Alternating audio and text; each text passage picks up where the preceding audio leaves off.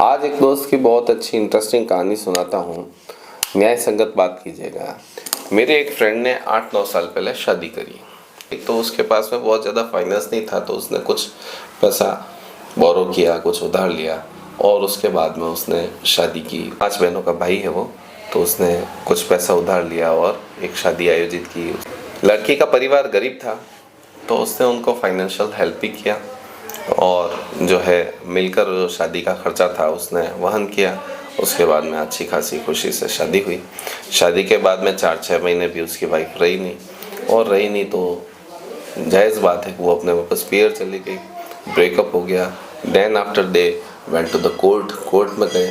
Court में case fight किया, तो वो शादी का खर्चा जो उसके ऊपर हुआ था वो तो लोडेड था ही, उसका तो इंटरेस्ट भर ही रहा था। उसके बाद में कोर्ट केस और वकीलों के खर्चे उसके बढ़ गए। उसके बाद में उसके बच्चे भी नहीं थे, क्योंकि वो उस लेडी ने ज़्यादा टाइम स्पेंड नहीं किया उनके साथ में। देन आफ्टर वो कोर्ट चले गए। कोर्ट के अंदर कोर्ट का खर्चा चालू हो गया। 2-3 साल बाद में कोर्ट के ऑर्डर से उसको उस लेडी का भरण पोषण का खर्चा भी देना पड़ गया। तो हर महीने उसके 6-8 हज़ार उसकी किस्त बन गई, उसकी इंस्टॉलमेंट। तो जो पिछला पैसा उसने लिया था उसका इंटरेस्ट भर रहा था। उसके बाद में वकीलों का खर्चा वो भी वो दे रहा था। उसके 5 बहनें थी, उनका खर्चा भी वो दे रहा था, घर चला रहा था।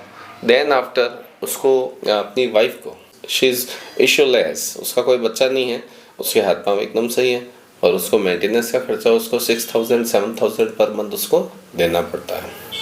उस फ्रेंड ने उस औरत की गरीबी देखकर उसको दया करके और उससे शादी की। अब आप न्याय संगत बात कीजिए कि ये कोर्ट कहाँ तक वैलिड डिसीजन देता है कि एक इंसान, एक औरत जिसके हाथ पांव सही होते हैं और जो अपने पति के साथ में राजी खुशी नहीं रहना चाहती है, उसके बाद भी उसको मेंटेनेंस दिया जाना चाहिए। अब ये बताइए कि अगर इस कंडीशन में एक आदमी डिप्रेस होकर, परेशान होकर सुसाइड करे तो उसका जिम्मेदार कौन है? और जिम्मेदार होने के बाद में उसको पनिशमेंट क्या है? क्या उसकी जान की कीमत कम है इंसान की? या उसने शादी करके गलती कर दी, या उसने दहेज ना लेकर गलती कर दी? तो एक बार तो एक इंसान ने दहेज लिया नहीं, तो कहते हैं दहेज प्रथा कुप्रथा है, और उसके बाद में उसी की अर्निंग के जो है 50% हिस्सेदार बन जाती उसी की वो पत्नी जिसने उसके साथ में चंद दिन भी न बिताए हो। Is it not a crime by a woman? क्या औरत के द्वारा ये एक प्रकार का क्राइम नहीं है? तो ये चीज़ें आपके साथ शेयर कर रहा हूँ, आप अपनी राय दीजिएगा क्या सही और क्या गलत है। Thank you.